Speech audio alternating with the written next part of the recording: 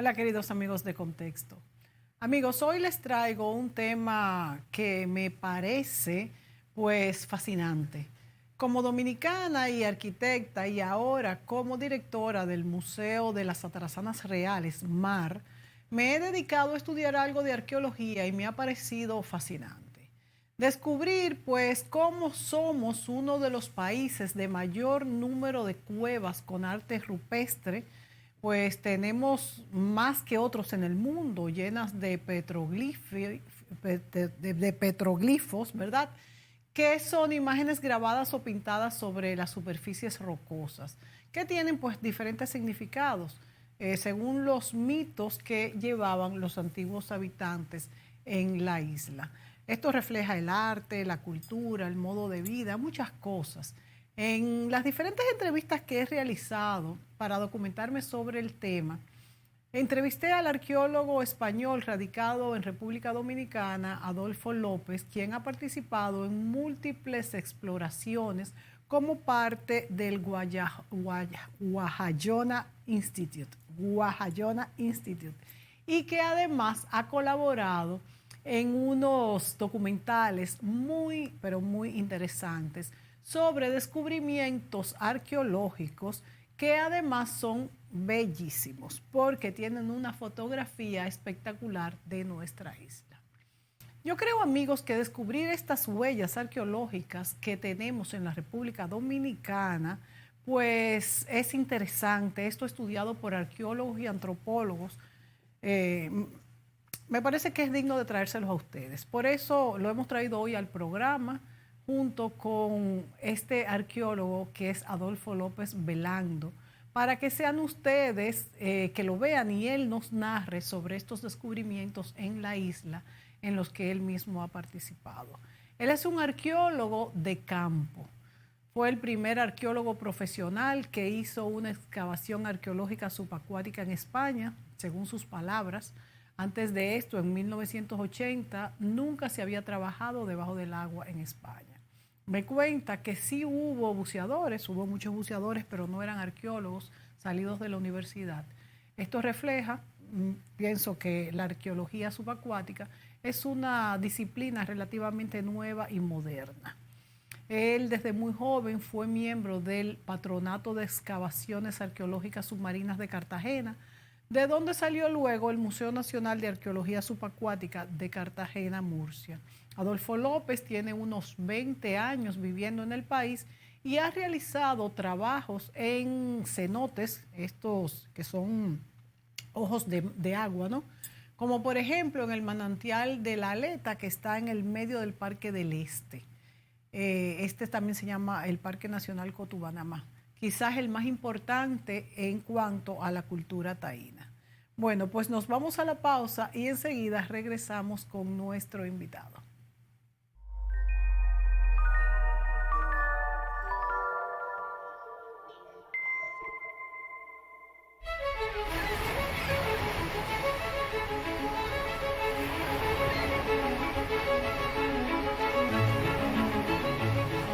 Cuenta la leyenda que en estas costas de agua cristalina, en las cuevas de majestuosos acantilados o quién sabe si entre impresionantes manglares, un pirata escondió un tesoro que convertiría en rico y próspero a aquel que lo encontrara.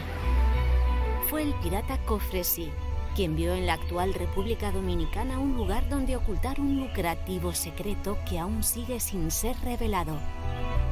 Para desgracia del pirata, fue atrapado y sentenciado, y su tesoro perdido, pero no olvidado. Aquella historia, real o ficticia, ronda la cabeza de saqueadores o buscadores de fortuna que aún mantienen la esperanza de hacerse ricos gracias a las aventuras de un pirata de los mares del Caribe. Los secretos enterrados en República Dominicana no solo viven de historias de aventuras. Más allá de románticas ideas, son otras las teorías, esta vez sí científicas, que han llevado a los arqueólogos y antropólogos a preocuparse por el origen de los primeros pobladores de las islas, y en concreto de la Española, la que forman Haití y República Dominicana.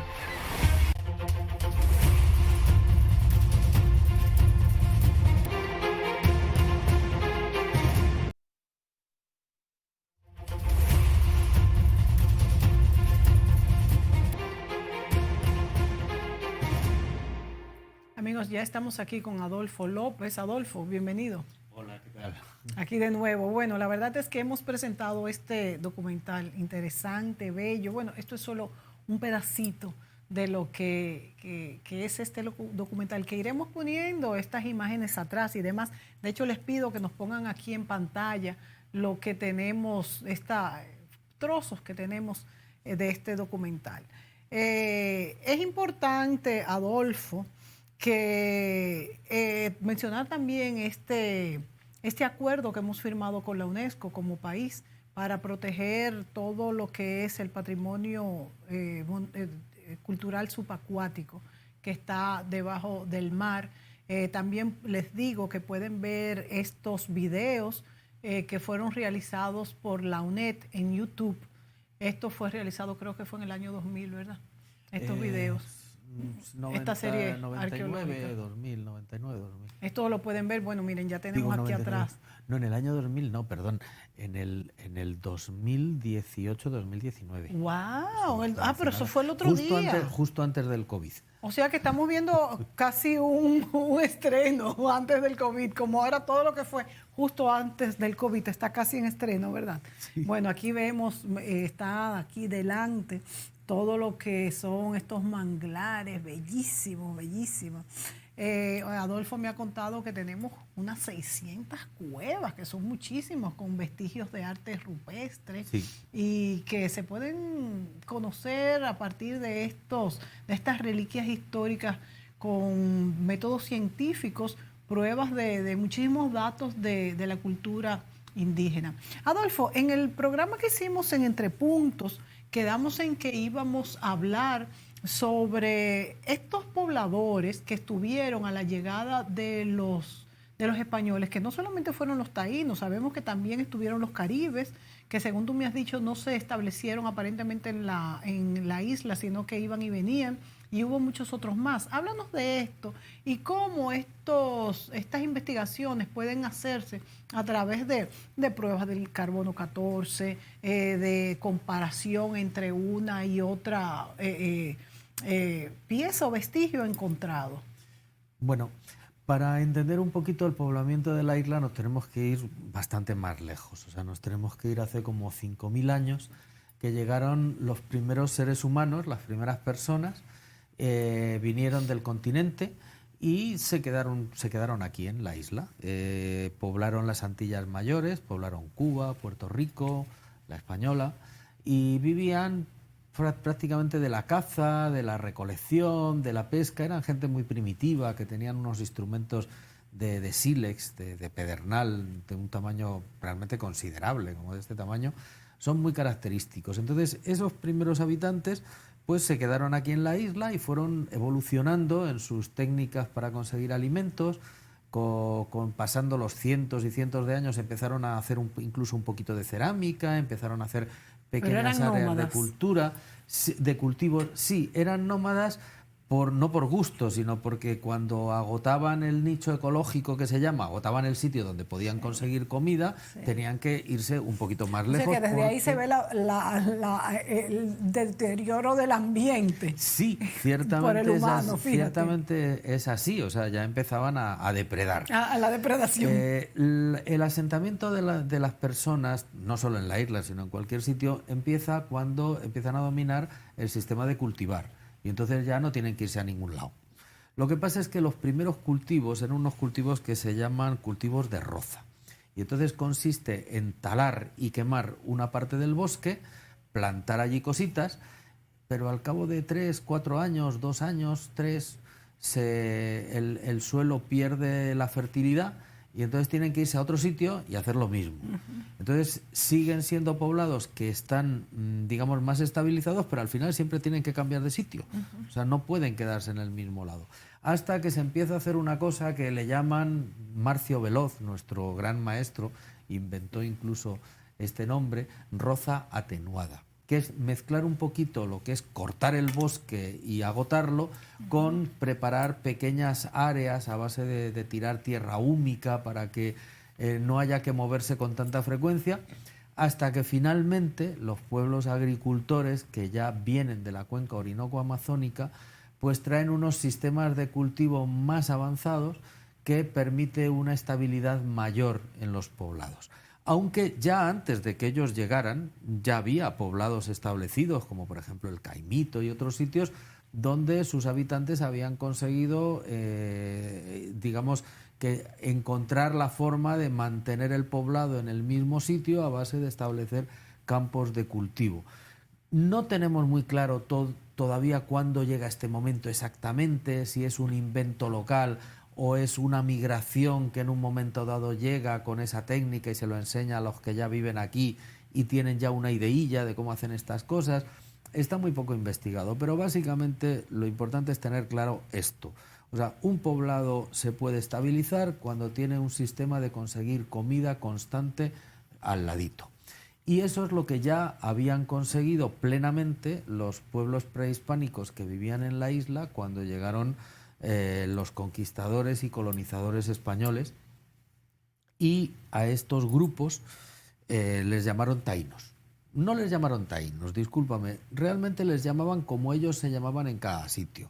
Unos macoriges, otros ciguayos. Pero eran los mismos, era la misma civilización. Pero es una forma, es como decir taínos, llamarles taínos a los pueblos que vivían en la isla es como llamar europeos a los españoles, ingleses. Sí, ciertamente eran europeos, sí. Son europeos, pero cada uno tiene sus particularidades. O sea que en la isla, y dentro de estos taínos, nombre. en los cacicazgos, vamos a decir, tenían sus particularidades, creo que lo mencionaste en otro programa, tenían idiomas autóctonos y un idioma general. Había un idioma que era el más conocido, el que más utilizaba todo el mundo.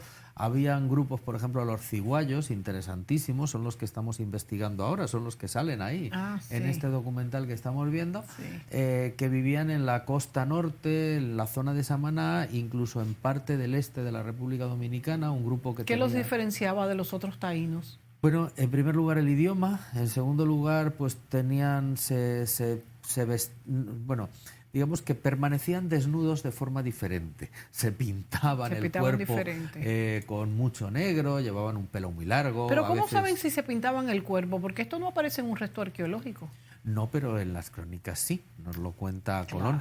Y también en los restos arqueológicos nos salen unas piezas que se llaman pintaderas, que son unas cositas, unos sellos de arcilla que los ponían en un los he visto. Esos son de los ciguayos. Esos son de todos los pueblos prehispánicos que habitan las Antillas. Pero son distintos los de los ciguayos a los los otros. Fíjate qué curioso que son prácticamente iguales. ¿Y entonces en qué era diferente? Pues era diferente, ya te digo, el idioma, era diferente la forma de pintarse, o sea, se pintaban de otra manera, se pintaban con mucho negro, el pelo se lo dejaban muy largo también, y parece ser que eran especialmente belicosos, o sea, no eran fáciles los ciguayos, ¿no? ¿Cuál cacicazgo tenía ciguayos? Los del norte. En la zona de Samaná. La zona de Samaná era, digamos, la base, el cuartel general, el sitio de donde seguramente procedía todo este grupo cultural, y luego se extendieron por la costa norte hasta más o menos la mitad de la costa norte de la isla, y por la costa este más o menos hasta la zona donde está Bávaro, Punta Cana. Sí. Pero estamos ahora investigando, o sea que esto es una idea que puede cambiar, pero más o menos las cosas funcionaban así. Una pregunta, Adolfo. En las investigaciones que hace un arqueólogo, ¿hasta qué fecha, a partir de las pruebas con carbono 14, se puede detectar antigüedad? O sea, aunque sea 2000 años atrás, ¿la detecta o llega un momento en cantidad de años que ya se pierde? Llega un momento en cantidad de años que se pierde, pero son momentos de muchas decenas de miles de años. A nosotros eso no nos toca. Nosotros con carbono 14 podemos fechar todos los grupos culturales de la isla. Lo que pasa es que el carbono 14, si tú coges una fecha, por ejemplo, en el año 15.000 antes de Cristo, hablar del 15.200, del 14.800, pues es poca cosa. Pero claro, no hay tanta diferencia. Si tú coges una cosa del siglo X, pues ya hablar de 100 o 200 años es muy pesado. Sí. Entonces el carbono 14 en fechas recientes no nos da toda la exactitud que nosotros quisiéramos. cada vez nos da más, porque por ejemplo ahora se ha inventado un sistema que se llama calibración de las fechas. Es una cosa muy curiosa. Resulta que a partir de que se descubre el sistema de datación de carbono 14 en 1950, pues se tomaba la fecha que decía cuando se desintegraba el carbono, el isótopo 14 del carbono, y entonces era el siglo IX. Pero oye, qué gran descubrimiento, ¿eh? Sí, fue espectacular. ¿Quién lo descubrió? Pues no recuerdo exactamente. Pero no sabes de qué nacionalidad. El nombre. No recuerdo exactamente, creo que era norteamericano, pero no me hagas mucho caso porque me lo debes esa. Mi memoria es un desastre. Estás compitiendo conmigo. Como buen arqueólogo. Pero resulta que a partir de que tiraron las bombas atómicas y a partir de la revolución industrial con todo el CO2 y todas las cosas que soltamos a la atmósfera, el tiempo en el que se desintegran los isótopos de carbono 14 ha variado.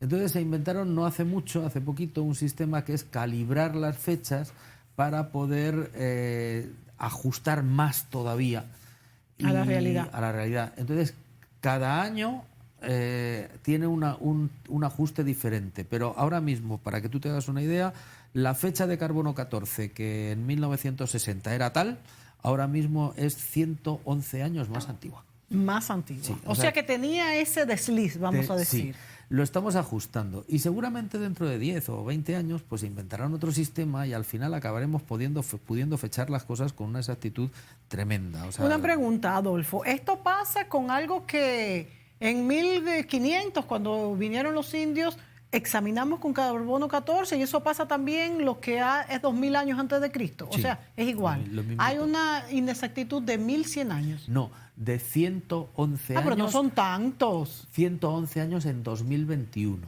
En 2022 no sé cuántos años serán, a lo mejor serán 107 o 117, no lo sé. Yeah. Pero eso es para poder calibrarlo y eso lo calibran los poquísimos centros que se ocupan de hacer dataciones de carbono 14, que son muy pocos. De hecho, comercialmente es complicado. O sea, a nosotros nos lo hacen en Miami, un laboratorio que se llama Beta Analytic, que es el mejor que hay en Estados Unidos, pero ahora, por ejemplo, para hacer dataciones con muestras muy pequeñitas, que hasta ahora nos lo hacía Beta Analytic, ya no lo hacen ellos. ¿Oh, sí? Y el único laboratorio comercial del mundo que puede datarnos estos pigmentos, por ejemplo, o cositas muy chiquititas, es el laboratorio de la Universidad de Oxford, pagando. ¿Y por qué no lo hace ya Beta Analytics? Porque no les sale rentable y porque es muy complicado. Entonces, y antes lo hacía sin pagar, que tú dices ahora pagando. No. Vamos a ver. Digamos que de forma científica, o sea, que tú no puedes llegar, oye, analízame esto. No, o sea, tienes que estar dentro de un proyecto avalado por el centro. Hay otros laboratorios en el mundo que lo hacen, que no son muchos, son poquitos. Pero ahora, si yo quiero, o sea, aquí en República Dominicana, datar, por ejemplo, un pigmento de una caverna, que puedo coger 0.2 miligramos o 0.4 miligramos, pagando, solamente hay un sitio en el mundo que lo hacen, que es la Universidad de Oxford. Wow. Y si yo quiero hacerlo y no puedo pagarlo, pues tengo que buscar un centro que de alguna manera tome ese proyecto como suyo y entonces lo hagan como cosa suya. Por ejemplo, ustedes en el Guajayona Institute, ¿qué es el Guajayona Institute? O sea, a donde tú perteneces, que ha hecho, por cierto, estos videos que deberían de ponérnoslos atrás constantemente para que los amigos se deleiten con ellos. ¿Qué es lo que hace? ¿Qué es lo que busca? ¿Y cuál es la sombrilla? Bueno, Guajayona Institute es una organización estadounidense que tiene su sede en Puerto Rico. Es una fundación sin espíritu de lucro y se ocupa pues de investigar los movimientos migratorios prehispánicos que ha habido en el Caribe. Se encarga de investigar fundamentalmente cuestiones de cartografía. Y para poder entender bien los movimientos migratorios y cómo fueron los poblamientos, pues hacemos estudios arqueológicos en sitios tan importantes como el que estáis viendo ahora mismo, que está en la costa de Samaná. Y la verdad es que los resultados han sido espectaculares, porque aquí hemos encontrado pues el primer poblado de un grupo cultural que se llama Saladoide, desde el punto de vista arqueológico. Les llaman también Igneris. O sea, digamos que los Igneris fueron los que poblaron las Antillas Menores y Puerto Rico y son un poquito anteriores a los taínos. Los taínos se desarrollaron después en la base de la isla de Santo Domingo y luego se distribuyeron en Puerto Rico, en otras Antillas Mayores, incluso en otras Antillas Menores. O sea, son dos grupos. Lo mismo que tú llamas taínos a unos, a los otros les llamas igneris. Bueno, pues estos igneris resulta que en el siglo IV, no lo sabíamos, pues se establecieron allí en Samaná. Pues, es un sitio tan bonito, fueron los primeros grandes turistas de Samaná. Y nosotros encontramos el poblado de estos turistas y estamos desenterrándolo poquito a poquito. Estamos encontrando pues las tumbas de la gente que vivió allí, hemos encontrado un área de cementerio, estamos encontrando donde tiraban la basura, que es lo más maravilloso que puede encontrar un arqueólogo. Porque define muchas... Es un montón de basura.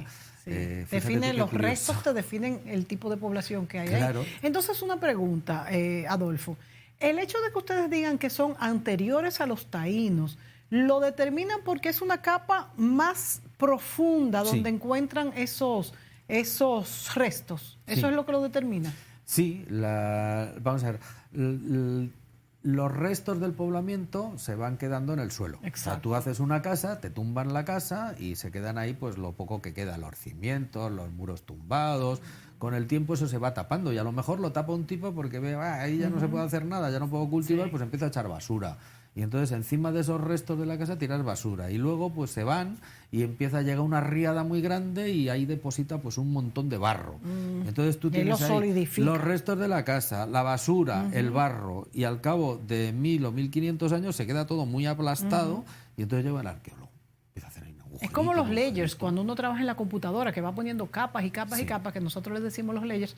Asimismo, el globo terráqueo no tiene sus layers en la Tierra. Exactamente. Y entonces ahí ustedes, los arqueólogos, van investigando, esta capa perteneció a tal civilización. Y las fechamos. Nos encontramos un trocito de carbón en una capita, y entonces fechamos el carbón y ya sabemos que todo lo que hay en esa capita es de esa fecha. Exactamente, interesantísimo. Y entonces los taínos nos los encontramos encima de todas las capitas. A partir del siglo VIII empiezan a aparecer y bueno, y ya se quedan ahí hasta que llegan los españoles. En el siglo VIII ves que lo que conviven con lo que llamamos saladoides, conviven con los que llamamos ciguayos, conviven con otros que se llaman ostionoides, pero cada vez hay más cerámica taína. O sea, cada vez se ve más cerámica taína. Y llega un momento en que lo que más hay es cerámica taína, sobre todo en la parte sureste de la isla. En la parte noroeste, la cerámica que predomina se llama mellacoide. Se llama mellacoide porque el sitio donde se identificó es un sitio en Haití que se llama Meillac. Y entonces, como somos así de originales y de los arqueólogos, pues de mellacoide. Eso pasa mucho, hasta en los tratados históricos. Las caritas, por ejemplo, que se encuentran por todos los lados, son caritas chicoides. ¿Por qué? Porque se identificaron la primera vez en Boca Chica. Pues toma chicoide. Pues por eso es que se llaman chicoides. Exactamente. Por Boca Chica. Por Boca Chica. Y bueno, Boca Chica es internacional. En todos sitios, en todo el Caribe, la cerámica chicoide entre los arqueólogos. Yo no tenía idea que era por eso. Sí, y el saladoide se llama saladoide porque el primer sitio donde se identificó... ¿Era en Saladilla? No, era el salado. En la cuenca orinoco-amazónica se encontró ese sitio con ese tipo de cerámica, pues ya saladoide, ya se ha quedado saladoide. Pero yo lo veo bien porque ubica el lugar. Sí. Es bueno. Sí, no lo veo mal. Y porque le tienes que llamar de alguna manera. En vez de llamarle José María o Pepito, pues le llamas saladoide, que lo entiende menos gente. Que también he visto, que lo entiende menos gente. Que también he visto, por ejemplo, en esos videitos que me pasaste tan interesantes, de este no tengo ninguno, que las cuevas rupestres, hay una que se llama la Escuela de José María, que yo me preguntaba cuando lo veía, ¿y por qué José María? Bueno, porque el sitio donde identificamos ese tipo de... ese estilo de pintura fue la cueva de José María y además es que es por donde más hay. El otro estilo de pintura rupestre que domina no solo en la isla, sino también en Puerto Rico y en otros sitios, le llamamos la Escuela de Borbón, porque la primera cueva donde se identifica son las cuevas de Borbón en República Dominicana y además es donde más había. Ahora se han descubierto cuevas donde hay más pinturas que allí. ¿Y la tercera escuela? La tercera es una escuela un poco difícil de identificar porque la llamamos geométrica, porque la mayor parte de los dibujos son geométricos y están vinculados a los primeros habitantes de la isla, esos que llegaron hace como 5.000 años. Sí. Pero todavía no está muy claro, todavía tenemos que fechar todos esos pigmentos para saber realmente la edad que tienen. Vamos a la pausa, Adolfo, para que cuando volvamos, entonces nos pongan después del bumper un pedacito que tomé del video donde describen por qué el director del Guajayona, se llama ese difícil, Guajayona Institute, habla sobre lo que hacen en esta institución. Volvemos.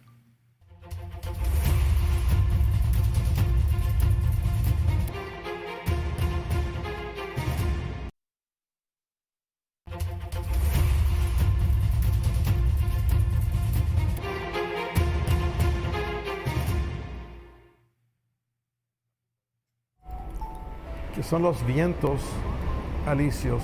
Por eso yo entiendo que ellos sí podían hacer mapas sin brújula magnética, porque tenían la brújula aérea de viento. Y aquí lo muestra. Hay otros iconos, otros símbolos aquí que representan símbolos de navegación. Por ejemplo, tienen aquí una línea o dos líneas que muestran dirección norte y sur.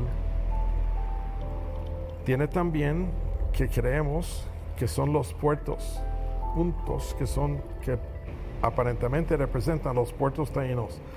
También tiene aquí la imagen de canoa con 14 remos en cada lado.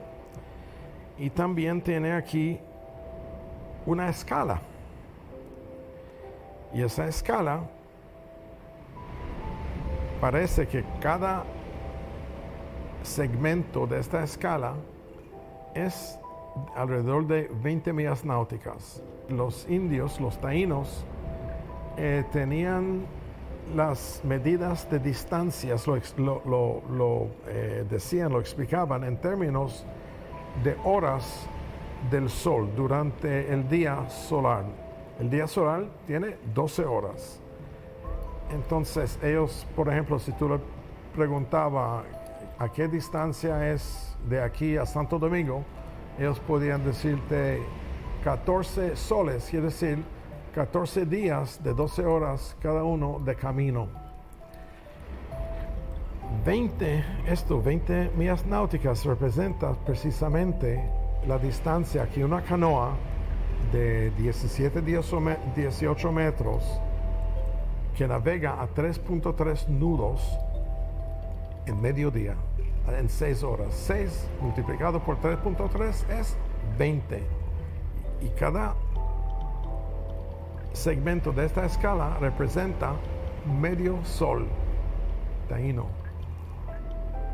Es muy interesante. Si esa iconografía como tal es única.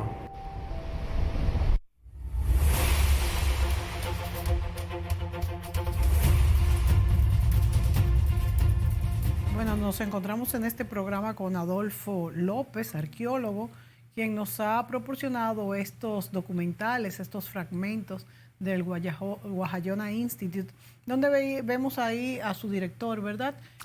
Al presidente. Yo pensaba que que yo había escogido era de él describiendo lo que hacían, pero bueno, no deja de serlo. Esto es, fíjense cómo interpreta este brazalete encontrado, algo que para un habitante común quizás simplemente significa una pulsera o un pedazo de hueso. ¿Cuál es el material? ¿Es hueso? Concha. Concha. Fíjense cómo a partir de los conocimientos que tiene un arqueólogo, él identifica tantos puntos interesantes y que nos describen parte de lo que es la vida en esa civilización que fabricó este instrumento. ¿Dónde se encontró esto, Adolfo? Pues allí en el francés. En el francés, o sea, en la parte de Samaná. Sí, en Samaná. En la parte de Samaná. ¡Wow! Cuando él estuvo aquí, el presidente del Guajayona. Él viene mucho por aquí. Y cuando lo encontraron, cómo lo identifican, sabemos que todas estas cosas, como describíamos en el segmento anterior, están sepultadas, a veces están rotas, a veces hay que pegarlas, muchas veces hay cazadores de tesoros que las destruyen. ¿Cómo es el proceso de identificación de este tipo de piezas? Bueno, lo ideal, y como nos interesa trabajar, es sacarlas in situ en un proceso de excavación arqueológica. Este brazalete, lamentablemente, lo sacaron saqueadores y estaba depositado en el Museo de Guananico, en un museíto que hay allí, procedente de allí del Francés, y precisamente pues por el interés que tenía la pieza fue que empezamos a excavar allí en el Francés. O sea, por esa pieza en específico. Sí, porque bueno, él consideró que tenía un interés enorme, de hecho lo tiene, es una de las grandes piezas que nos han legado los habitantes prehispánicos de la isla. Es muy rara, o sea, de hecho yo no conozco. ¿Quién la detecta, la pieza, en este museo? Él va al museo y detecta la pieza. Sí, él detecta la pieza. ¿Y la compra? ¿Cómo? Pues se llegó a un acuerdo, un intercambio de piezas con el señor del museo, que es muy amable, y al final pues se lo cedió. La pieza está en República Dominicana. ¿Cuándo te enteras tú de esta pieza? ¿Te llaman? Bueno, él me llamó Daniel y me dijo, oye, ¿hay alguna manera de conseguir esta pieza? Y digo, bueno, no lo sé, porque realmente está en un museo local y eso habría que hablar con el dueño del museo. Y nada, pues se consiguió mediante un intercambio. La pieza está aquí en República Dominicana, de hecho nosotros queremos donarla al Museo del Hombre Dominicano para que se exponga, o sea que no es una pieza que haya salido ni vaya a salir del país. Sí. Y tiene mucho interés desde el punto de vista histórico y vale la pena. Estas conclusiones que él saca, Adolfo, de la canoa, de los días, soles y todo esto, ¿quién lo hace? ¿Un grupo de arqueólogos? ¿Cómo se llegan a estas conclusiones? Bueno, Daniel es experto en temas náuticos. Es un licenciado del MIT. O sea, tiene un nivel intelectual y cultural bastante alto y lleva toda la vida navegando en el Caribe. Entonces, él consideró que podía ser un mapa. Efectivamente, tú coges todos esos puntitos que tiene, los sacas y los pones encima en un mapa del Caribe. O sea, que fue él mismo que lo... Sí, fue él el que llegó a estas conclusiones y está haciendo un estudio muy detallado para sostenerlo. Hay muchas de las cosas que habla, por ejemplo, pues la forma que tienen los indígenas de computar el tiempo. Eso eso viene de una investigación que hice hace tiempo, que es muy sencillo realmente, pero muy laborioso, porque es simplemente buscar en las crónicas y cuando ves que Colón les pregunta a los indígenas, oye, ¿y qué distancia hay desde aquí hasta el punto? Dice, uy, pues 2 soles. ¿Y cuánto tiempo se tarda en darle la vuelta a Cuba? A Cuba hasta en 9 lunas no le das la vuelta. O sea, que durante todo el proceso de descubrimiento y de colonización, en todas las crónicas, siempre pues te das cuenta que los indígenas miden el tiempo en base a soles. Que es lo más sencillo y lo más obvio. Claro. Entonces, luego las informaciones que saca con respecto al tiempo, a la velocidad de las canoas, pues eso lo saca en base a los estudios que ha hecho, por ejemplo, Benoit Bérard, y que hicieron otros investigadores utilizando canoas indígenas y navegando. Entonces saben que una canoa de un determinado tamaño puede llegar hasta 3 nudos de velocidad y que pueden navegar más o menos durante tanto tiempo, pueden saber los efectos de las corrientes. Por ejemplo, lo que habla de una brújula de viento, está claro, es una brújula de viento, o sea, porque nosotros sabemos que durante 11 meses al año, y sabemos qué meses, dominan los vientos alisios que vienen del noreste. Que definieron toda la navegación. Tú lo único que tienes que hacer es coger un poquito de arena y soltarla, y los granitos van en la dirección del viento. Bueno, ya sabes dónde está el noreste. ¿Y cuál mes no es entonces? Pues a principios de invierno hay un mes donde no dominan los vientos alisios, dominan vientos contrarios, vientos de tierra. O sea, todo eso lo sabemos muy bien los que navegamos y los que trabajamos en el mar, porque dependiendo de los vientos es que uno puede bucear, dependiendo de cuando hay más viento es que tú te tienes que tirar al agua, cuando hay menos para que esté más calma y más transparente. los indígenas, tú tienes que pensar una cosa. Cuando los españoles llegaron aquí, los agricultores avanzados, o sea, los que se vinieron en canoa desde la cuenca del Orinoco hasta la isla de Santo Domingo, agárrate el pedazo de viaje, enorme, y lo bien organizados que tenían que estar y cómo debían de manejar aquellas embarcaciones, llevaban 2000 años viviendo en nuestras islas. O sea que eran expertos navegantes. Bueno, o sea, ¿quién más podía saber de navegar? La única diferencia que había entre los navegantes griegos del Mediterráneo y los navegantes indígenas, arahuacos, taínos o igneris, era el tipo de nave de es navegar. el tipo de embarcación, y que los de aquí no usaban velas. O sea, y hablando de tipo de embarcación, Adolfo, hay muchos amigos que tengo que dicen que dudan que los taínos pudieran haber llegado en estas embarcaciones pequeñas de madera, frágiles, y que no tenían... ¿Frágiles? Me dicen así. Pues Y no que se han metido en una canoa. quizás la ven pequeña, pero tú dices que cogían muchas personas. Bueno, yo no lo digo, lo dice Bartolomé de las Casas, lo dicen los cronistas. ¿Cuántas canoas? Tú puedes irte ahora a dicen? verlas al Amazonas. Había canoas donde cabían más de 120 personas. Wow. Es que lo que hacían es que te tumbaban un árbol enorme, o sea, una ceiba gigantesca, un tipo de árbol enorme, lo tumbaban al suelo y entonces tenías una canoa de 25 metros de largo. Entonces, eso llevaba un proceso muy complicado. Fabricar una canoa había que ser especialista y podían tardar a lo mejor un año, por lo menos, en hacer una canoa de ese tamaño. Tenían que tumbar el árbol, tenían que desbastarlo, tenían que llevarlo a un sitito al ladito del mar, tenían luego que acabarlo, luego tenían que ponerle piedras calientes en el centro para darle esa forma de uso que tiene. Bueno, era un trabajo terrible. Y luego el capitán de la canoa, el patrón de la canoa, tenía que saber los vientos, tenía que conocer las estrellas, tenía que conocer las corrientes. Todas esas informaciones no las podía tener en la cabeza, y si tenía que contárselas a alguien, tenían que explicárselas de alguna manera, ¿no? Entonces, la tesis de Daniel, que es una tesis suya, lógicamente, es que utilizaban este tipo de brazalete para poner allí todas esas informaciones y de alguna manera pues memorizarlas, enseñárselas a uno, a otro. Era también un poco un trofeo, o sea, porque evidentemente el patrón ya se sabía eso de memoria.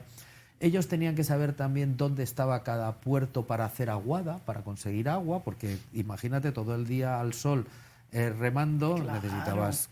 O sea que te necesitabas hacer una escala. Que nosotros hablamos de los indígenas antillanos de una forma así muy alegre, como esos que andaban ahí en el bosque. Por favor, o sea, tenían que tener un conocimiento de la naturaleza, unos conocimientos técnicos, tenían que conocer matemática. O sea, es imposible, por ejemplo, manejar 4.000 montones de yuca, que eran los que podía haber alrededor de un poblado, saber cuándo había que recogerlos, cuándo los habías plantado unos, cuándo otros, con los meses en los que iba a llover para plantar tal, y luego repartirlos. O sea, tenías que saber manejar matemática, tenías que saber contar, tenías que saber de astronomía para saber en qué época del año estabas. O sea, señores, es lo mismo que hablar de las mujeres de una forma de, ay, esa pobre india que llegaba al español y la violaba. Digo, madre mía, qué burro hay que ser para pretender que esta gente eran pobrecitos desvalidos, burros que vivían en medio de un bosque. Para nada. Tenían conocimientos, aunque eran menos, por supuesto, tenían menos medios que los españoles, porque aquellos conocían, pero no eran desvalidos. No, para nada, y además tenían un nivel cultural y social elevadísimo. Adolfo, y hablando de las canoas, antes de irnos a la pausa, cuenta la historia que en el último viaje de Colón, cuando ya no era recibido en la isla y en el mismo naufragio que pereció Bobadilla y Roldán, que él le advirtió del temporal que venía, él se alojó en Jamaica y pudo llegar a lo que era ya Santo Domingo en una canoa muy rápido, mucho más rápido que lo que llegó el barco de vela para atrás. Bueno, sí, ciertamente. Vamos a ver, Colón tuvo que varar sus barcos porque se los comieron la tablazón, los teredones en Jamaica. Entonces ya estaba desesperado allí porque no venía nadie a buscarle y tenía que salir de allí. Fuereado ya por los españoles. Y entonces, por los de aquí, los de la isla. pero realmente fuereado, pero él cuando salió de Jamaica se vino aquí a la Española, o sea, no es que no pudiese entrar. Entonces lo que hizo fue coger y mandar 2 canoas para que fuesen navegando desde Jamaica hasta la Española y dar noticia de que estaban allí para que por favor fueran a rescatarlos. Y de hecho fueron a rescatarlos gracias a que 2 canoas, unas capitaneadas por los hermanos Porras, y la otra capitaneada por Diego Méndez. Tardaron 3 días navegando en llegar, pero llegaron perfectamente a la isla de Santo Domingo, avisaron a los españoles fueron allí, y ya a raíz de eso fue... Pero tengo entendido que cuando regresaron en un barco de vela se tardaron mucho más de 3 días. Sí, porque claro, resulta que si tú tienes los vientos contrarios, a ver cómo navegas en contra de un alisio, o sea, la cosa... Bueno, pero si hubiese sido un canoa tampoco llegan rápido porque tenían los vientos en contra. Sí, pero no es lo mismo que con una vela y con un barco que tiene una obra muerta de este tamaño, que el viento te empuja. Claro, una canoa tiene una obra muerta muy pequeñita, y entonces el viento te afecta menos. Y aparte hay muchas microcorrientes por muchos sitios y muchas formas de zafarse. Cuando tú conoces bien el mar que estás navegando, siempre encuentras una manera. O sea que los taínos eran expertos navegantes. Los más expertos navegantes que han existido nunca en nuestras aguas del Caribe. Pues nos vamos a la pausa y volvemos de inmediato.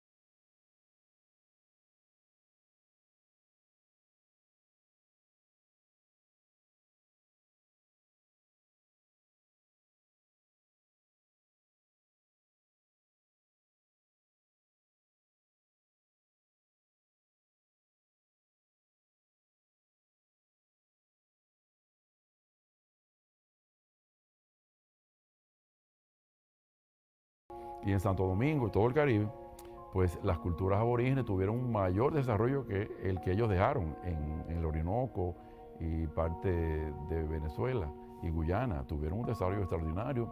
Yo creo que la arqueología es como un juego de piezas, ¿no? Que por más pequeña que sea la pieza, es importante para construir todo el panorama general.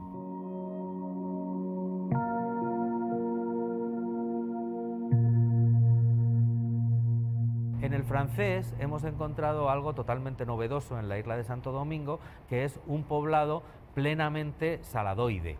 O sea, un poblado de un grupo que vino de Puerto Rico. La fecha más antigua que hemos conseguido es del siglo IV después de Cristo. Eso es muy antiguo para encontrar un saladoide en la isla de Santo Domingo, y mucho más un poblado que es que no se habían encontrado hasta este momento. Y aquí hemos encontrado un restos de cerámica saladoide espectaculares, exactamente igual que los que encontramos en el francés. O sea que sabemos que de alguna manera el francés, o sea, en época ya del siglo IV después de Cristo, tuvo algún tipo de relación de una manera o de otra con gente que vivió aquí a lo mejor pues 2000 años antes, que se siguió manteniendo, y que cuando llegaron los ceramistas avanzados, pues a lo mejor todavía quedaba alguno de estos arcaicos viviendo por aquí, de hecho casi seguro.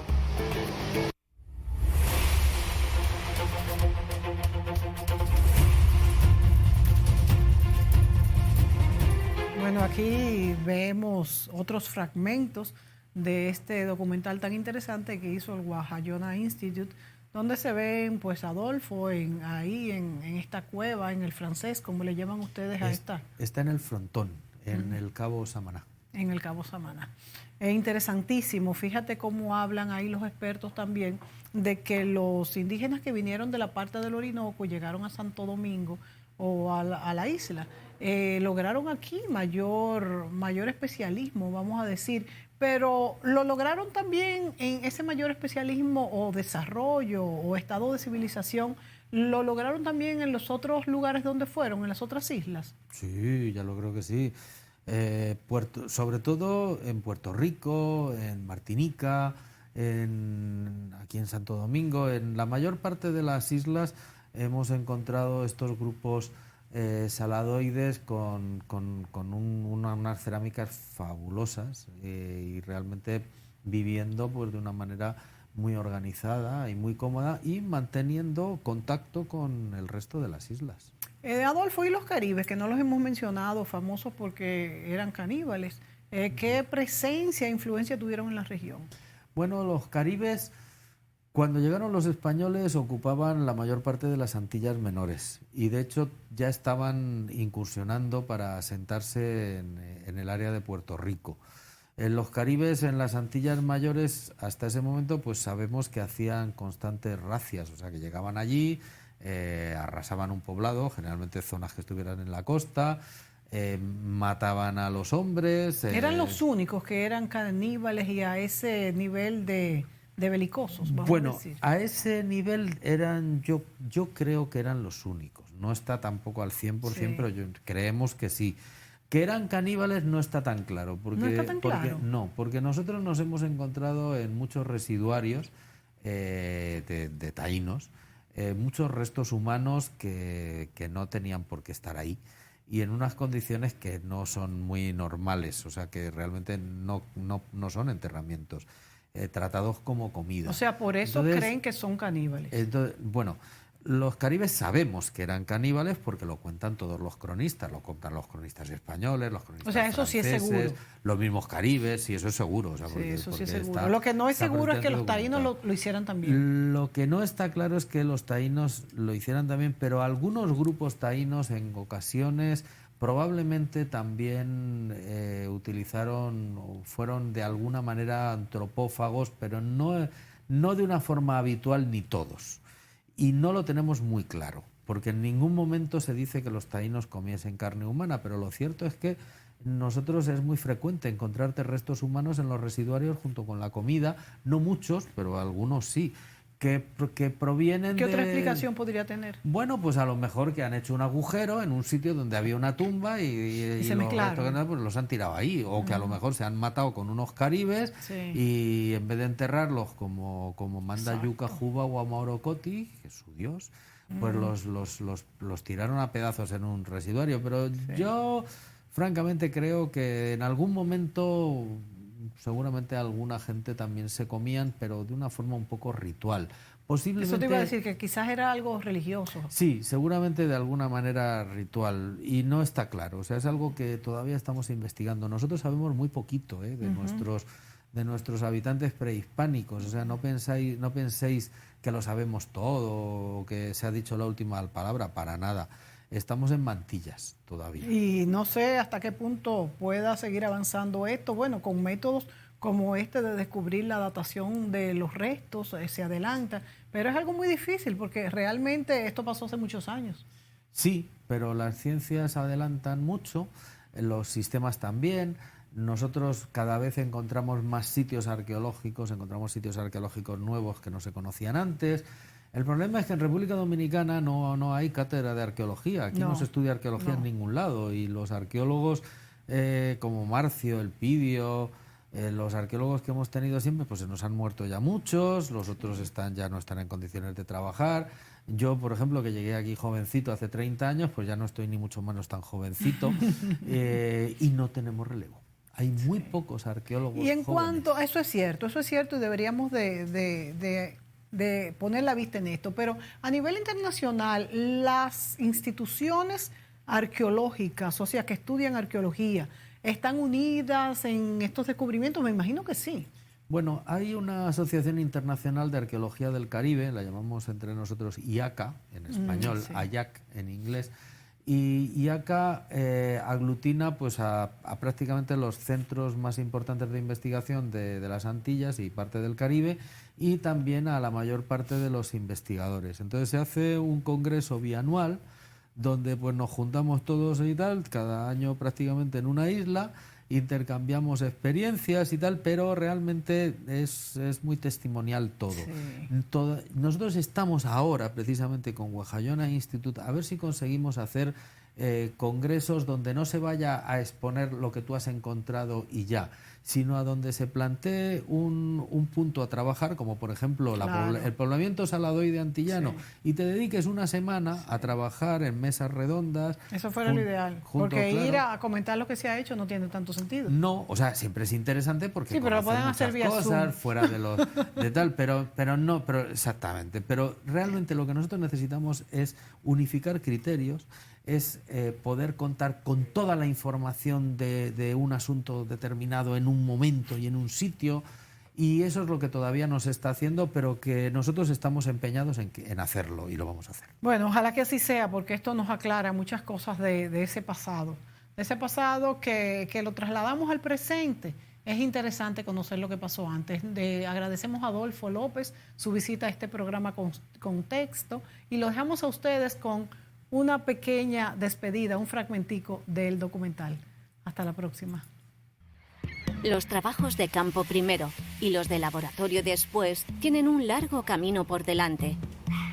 Los pobladores prehispánicos fueron los primeros en llegar y en dotar a las islas del Caribe de un estilo particular. A pesar de haber sido colonizados, la huella taína aún se conserva en el suelo dominicano y en sus gentes, quienes cada vez, y gracias a las investigaciones arqueológicas, son más conscientes del inmenso legado que espera a ser descubierto.